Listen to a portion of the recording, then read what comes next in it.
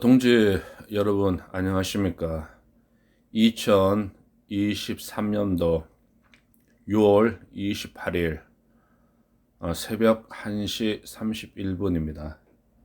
지금 베란다를 통해 가지고 하늘을 바라보고 그러니까 그 비가 올 구름이 꽉 끼어 있고 그랬습니다. 그리고 집 앞에 있는 공동 정원에는 능소화들이 한 60개 정도가 꽃봉오리를 열어가지고 좀 환하게 빛나고 있고 그래요. 참 이게 아주 어여쁜 19살, 17살, 18세 새색시 같은 그런 얼굴빛을 꽃 색깔을 내고 있네요. 참 귀한 꽃이고 그래요. 능소화. 오늘도 참 이게 많은 사건 사고가 있었고 그리고 저 개인 같은 경우는 이제 오늘 사단법인 하는 곳에 가려고 했는데 제가 좀 몸이 좀 불편해가지고 가지를 못했습니다. 그리고 이제 여러 군데서 온 전화를 받고 그리고 이제 정치적인 문제 서로 이제 정보 교환하고 저 나름대로 생각을 하고 여기 이렇게 또 이제 스마트폰으로 영상을 만들고 있고 그렇습니다. 스마트폰으로 영상을 만들고 그러지만은 영상 큰 장비 가지고 만든 것보다 더 나은 것 같아요 보니까. 자, 오늘도 이상향에 대해 가지고 계속 이야기를 하고 있는데 이 저자는 이상진 박사님입니다. 자, 오늘 이제 이낙연이 하고 이재명이 하고 만나고 이거 국내 문제고 다음에 참 이게 이 정치꾼들이 이상하고 그래요. 왜 남은 나라 일본 문제를 가지고 왜 그렇게 왈가왈가하나? 지금 우리 대한민국 한반도 남쪽에 국가를 만든 국민들 살림살이들도 지금 형편없고 그랬는데 오늘 새우깡이 50원 내려갔고 신라면이 100원 내려갔다 하더라고요. 이거 누구 장난하고 그런 겁니까? 경영 경제를 전공한 사람들은 정부 권력이 시장에 개입하면 안 된다고 하고 그러지만은 기업은 돈을 벌기 위해 가지고 존재하고 있는데 이들이 기업이 윤리가 없고 그러면은 뭐라 그럴까 이제 탐욕의 집단 돈만 벌고 인간의 피와 땀을 뽑아먹고 사는 거머리 집단이 되어버리고 그래요. 국민들이 살기 힘들고 그럴 때는 내리고 그래야 돼요. 그리고 제가 하고 싶은 말은 한국에서 파는 라면하고 일본으로 수출하는 라면하고 품질이 틀려요. 일본으로 수출하는 라면 누가 갖다 줘가지고 먹어보고 그러니까 엄청나게 양이 많고 수프하고 건더기도 보고 그러니까 풍성해요. 장저 한 사람이 먹고도 남을 정도로 그렇게 주고 그러더라고요. 근데 요즘 한국에서 판매되고 자국민, 대한민국 국민한테 판매되는 라면은 이놈아들 가격은 엄청나게 올라가는데 양은 품질은 점점 떨어지고 있고 그래요. 이게 윤리가 없는 기업과 경영자들이 경영하게 되면 이렇게 되고 그러는 겁니다. 1960년대 사망연화만 같은 경우는 괜찮았죠. 일본이 이제 전쟁을 통해 가지고 패전한 다음에 일본 국민들을 먹여 살리기 위해 가지고 당라면 이렇게 만들어 가지고 인스턴트 라면을 일본 사람들이 만들어내고 그랬습니다. 그것을 한 기업인이 보고 일본 사람들이 그걸 또 한국에 또 건너주고 그래 가지고 한국에서 좀 이제 초창기에는 효자 상품이고 그랬었는데 근데 지금 이게 뭐 라면이 이게 무슨 뭐 아니에요. 저도 지금 살림을 살고 있고 그랬는데 가서 이제 라면 딱 보고 그러면은 아 이거 뭐 좀 사지 말아야 되겠다. 너무 비싸다. 그런 생각이 많이 들고 그랬습니다. 아 라면 얘기했나요? 다음에 또 제가 또 이야기하고 싶고 그런 것은 뭐 러시아 문제를 가지고 얘기하고 그랬는데 거기에 대로 돌아가고 우리는 러시아에 대해 가지고 아는 게 없어요. 러시아에 대해 가지고 연구를 많이 한 것은 북한이고 그러겠죠. 북한이 엄청나게 연구를 많이 하고 그랬을 거고. 남한은 러시아 전공자들이 있나? 뭐 대학 들어가서 러시아 전공하고 그러면은 굶어 죽고 그럴 거예요, 아마. 뭐 취직 자리도 없을 거야. 자, 그런 다음에 이제 국내 문제로 돌아와 가지고 지금 뭐 완전히 그 뭐 TV 보게 되면은 전라도 호남 쪽 정치인들이 나와가지고 도배를 해버려요.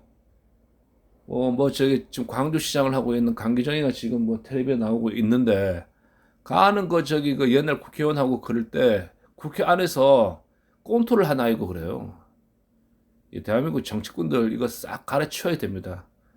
그리고 제가 페이스북에 이제 KBS를 나한테 맡기고 그러면은 1년 안에 그거 다 이제 정리해 준다고 했는데 진짜 나 KBS 나한테 맡기고 그러면은 그 1년 안에 다 처리할 수 있어요. 다 처리할 수 있어요. 해체 철거 다 합니다. 1년 안에. 해체하고 철거하고 그 안에 있는 모든 것을 다 분해해가지고 완전히 그 저기 우리 국민들이 볼 수 있고 시청률을 낼 수 있을 정도의 그 방송을 만드는 그런 방송을 내가 만들 수 있어요. 이게 왜 안 되는 거 하네. 그 수많은 이제 감투 때문에 안 되고 감투 자리 때문에 안 되고 그러는 거예요. 그러니까 할복한다는 마음으로 몸에 수류탄 몇 개 딱 품고 그 KBS 나한테 딱 맡겨주고 그러면 1년 안에 다 해치우고 그럴 테니까 KBS 해체 처분할 수 있는 권한을 나한테 위임해 주세요. 권력을. 자, 내 개인적인 하고 싶은 말은 했고 다음에 이제 그 이상진 박사님이 말씀하고 있는 이상향에 대해 가지고 알아보겠습니다. 제2장 이상향의 설계 하나 필자는 이상향을 구성하는 데는 두 가지 중요한 요소가 있다고 생각한다. 그 하나는 국민의 생명과 재산이 안전하게 지켜지는 사회이고 다른 하나는 경제적 여유를 누리는 것이라고 말하고 싶다. 이 두 가지 요소에 대하여 차례대로 이야기해 보기로 하겠다. 하나, 국민의 생명과 재산이 지켜지는 사회. 국민의 생명과 재산의 안전이 보장되는 사회는 다시 두 가지로 나뉘어서 생각해야만 하겠다. 하나는 외침으로부터 국가를 지켜야 하는 국가 안보 문제이고 다른 하나는 국내적으로 일어나는 범죄와 무질서로부터 국민의 생명과 재산을 보호해야 하는 치안 유지를 위한 법질서 확립 방안이다. 차례대로 상술해 보려고 한다. 국가 안보의 확립. 국가 안보는 국가의 정책 중에서 가장 중요한 분야이다. 이상진 박사님이 그 육군사관학교 그 생도 출신이고, 그다음에 그 졸업하고 이제 서울대학교 거기서 석사 하시고 또 뭐 외국에 가서 박사까지 하고 오신 분이고 그래요. 그래서 그 이제 저 읽어 나가고 보니까 이제 안보 분야에 관해서는 대한민국 최고입니다. 한 인간이 돈, 권력, 명예, 사랑 등 많은 것을 가졌더라도 목숨을 잃으면 모든 것을 잃게 되듯이 한 국가도 경제, 교육, 복지 등 모든 분야가 잘 되어 있다 하더라도 국가의 권력을 상실하면 모든 것이 아무 소용이 없게 된다. 우리나라는 100여 년 전에 일제의 식민지로 36년간 국권을 상실한 경험을 가지고 있기 때문에 당시에 국민들이 어떠한 고초를 겪었는지 잘 알고 있다. 최근에는 센카쿠 열도의 영유권을 둘러싸고 중국과 일본이 무력 시위를 하는 것을 보면서 국가 안보를 보장하는 국방력의 중요성을 실감하게 된다. 특히 우리나라는 155마일 휴전선을 사이에 두고 북한이 한반도의 적화 통일을 노리고 있기 때문에 국가 안보에 더욱 철저한 대비를 할 필요가 있다. 국가 안보 문제를 다음과 같이 네 가지 소주제로 나누어서 기술해 보겠다. 하나, 북한은 우리에게 어떤 존재인가? 북한은 2차 세계대전이 끝난 후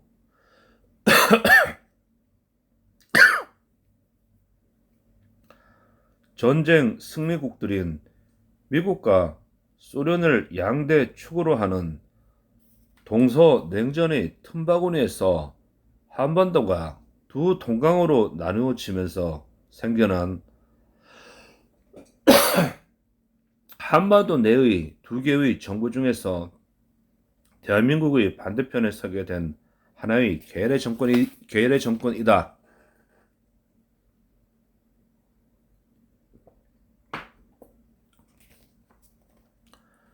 북한 인민은 분단되기 전에는 오랫동안 남한 국민과 같은 말과 글을 사용하고 같은 문화 속에서 하나의 나라로 살아온 같은 민족이었다. 그러나 북한 정권은 1948년 북조선 민주주의 인민공화국이 수립된 이후 남한을 미국의 계례 정부로 생각하고 있는 대한민국의 적대 국가가 되었다. 남한에는 자유민주주의와 자유시장 경제를 기본으로 하는 대한민국이라는 민주공화국이 건국된 것에 비하여 북한에는 괴핵 경제를 기본으로 하는 공산주의 일당 독재 정부가 수립되었다. 그 후 남한과 북한은 서로 이질적인 체제 속에서 73년의 세월이 흘렀다.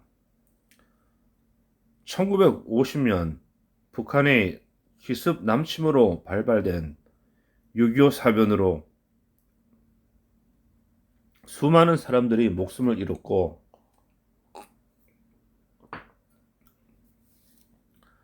수많은 가족들이 생이별을 하게 되었고 전 국토를 초토화시킴으로써 신생 독립국 대한민국 국민들의 삶을 고달프게 만들었다.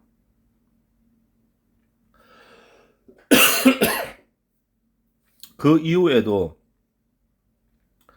수많은 북한 간첩과 무장 공비를 난파하여 남한 사회를 교란하였고 지금도 그들의 헌법에는 남한을 북한 체제로 적화 통일하겠다는 것을 목표로 명시하고 있다. 북한 인민이 남한 국민과 같은 말을 사용하는 같은 민족이기는 하지만 북한은 남한과 체제가 다름으로 해서 공존할 수 없으며 지금도 155마일 휴전선에 걸쳐서 200만의 군대가 서로 총뿌리를 겨누고 있는 것이 현실이다. 그러므로 북한은 우리의 엄연한 적국이다. 그것도 6.25 전쟁이 끝난 것이 아니라 휴전 중에 있으며 북한은 핵무기와 미사일을 개발하고 있는 세계에서 가장 호전적인 우리 대한민국의 주적 대국인 것이다. 아하, 지금은 남북 통일을 외칠 때가 아니다.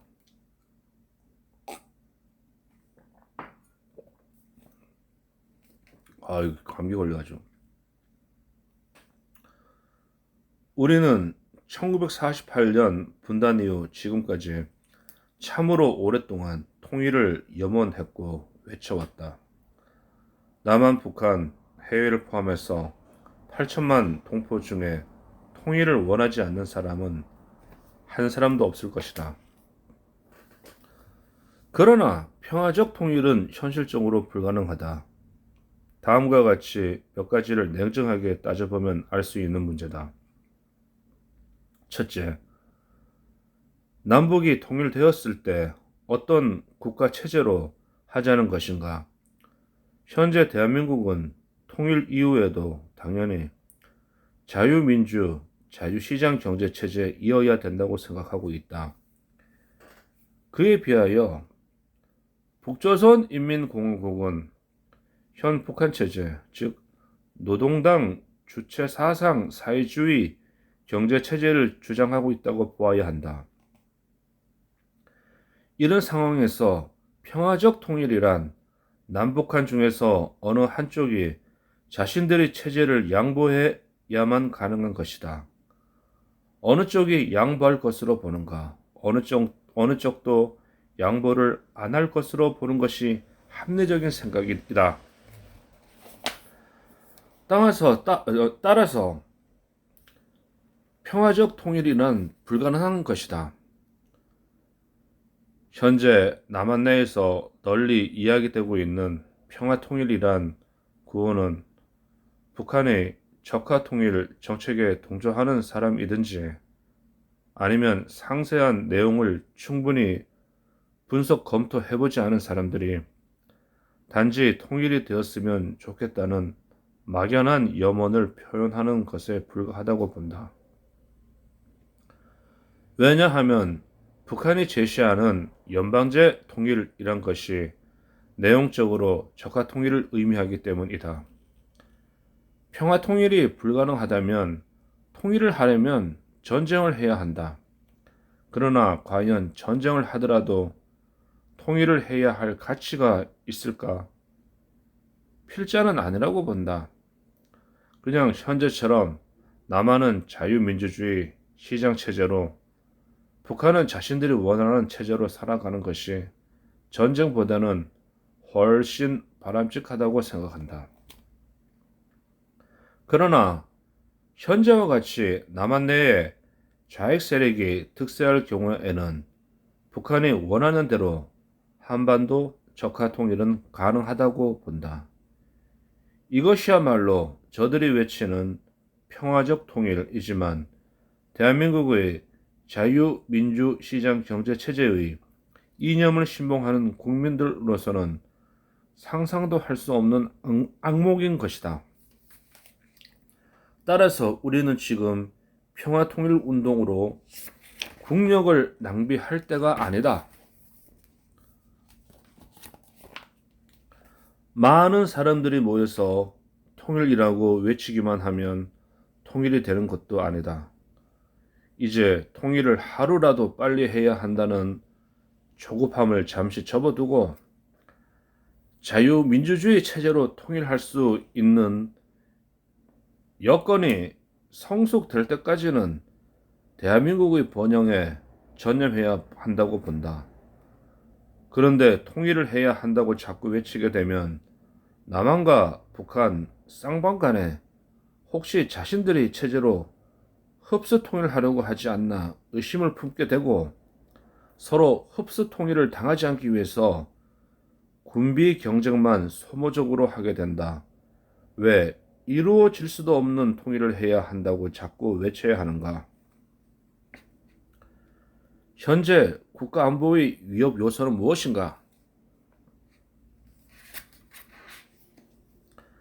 아프리카의 일부 국가를 제외하고 우리가 평소에 익숙하게 알고 있는 나라들 중에서 우리나라보다도 더 국가 안보가 취약한 나라가 어디 있을까? 우리나라는 다른 나라에 비하여 국가 안보가 취약한 두 가지 요소를 가지고 있다.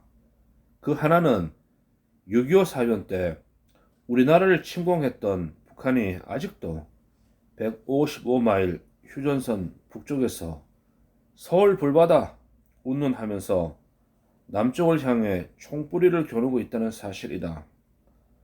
더구나 북한은 3대째 세습이 되고 있는 김씨 왕조 정권을 유지하기 위한 한 방편으로 남한과 북한 간의 긴장 고조를 통한 북한 인민의 통제 수단으로 남한에 대한 끊임없는 위협을 가하고 있기도 하다. 북한의 호전성은 인민들이 경제가 어려워 굶어 죽어도 당국은 핵무기와 미사일을 계속 개발하고 있는 것에서 짐작할 수 있다. 그리고 우리나라의 국가안보가 취약한 다른 하나의 요소는 국내에 있는 좌익 세력이 대한민국의 정통성을 부정하고 북한을 추종하고 있다는 사실이다. 이들 좌익 세력들은 대한민국의 건국 자체를 부정하고 애국가를 부르지 않고 태극기에 대한 경례도 하지 않으며 대한민국이 잘되게 하려는 정부의 정책은 사사건건 반대를 하면서 북한이 주장하는 대남 정책에 대해서는 교묘하게 지지하고 선전선동을 하고 있다.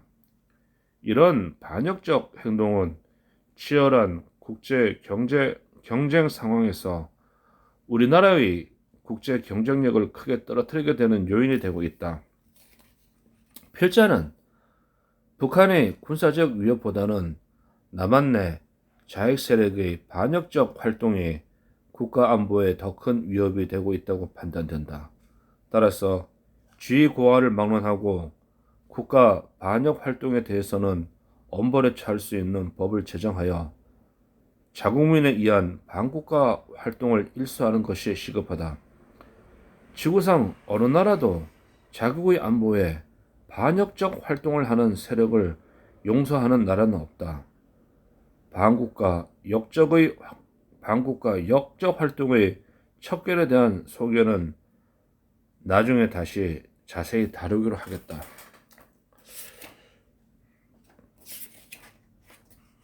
자, 오늘은 여기까지 하겠습니다. 지금 목이 칼칼하고 또 바깥 공기가 엄청 안 좋고 그래요. 그래서 서울 공기가 아침에 자고 일어나면 대가리가 빠가지고 그렇습니다. 안 좋은데 오늘도 이렇게 그래도 바른 소리 한 것 같고 그래요. 바른 소리 하고 그랬으니까 또 이 영상이 또 구글, 유튜브 검열에 통과되기를 또 간절히 바라고, 다음에 또 저는 또 이제 지금 현재 시간이 1시 54분, 저는 또 이제 저희 또 이제 영상과 또 저 종교에 대한 또 기도 생활을 해야 되기 때문에 저희 시간을 갖도록 하고 여기서 마치겠습니다. 오늘 하루도 어제를 살게 해주신 창조주께 감사드리고, 오늘 하루도 생명이 끊어지는 날까지 살 수 있는 생기를 불어 넣어 주시는 창조주 하나님께 감사드립니다. 자, 하나님의 영광을 위하여 이 방송을 만들었습니다. 감사합니다.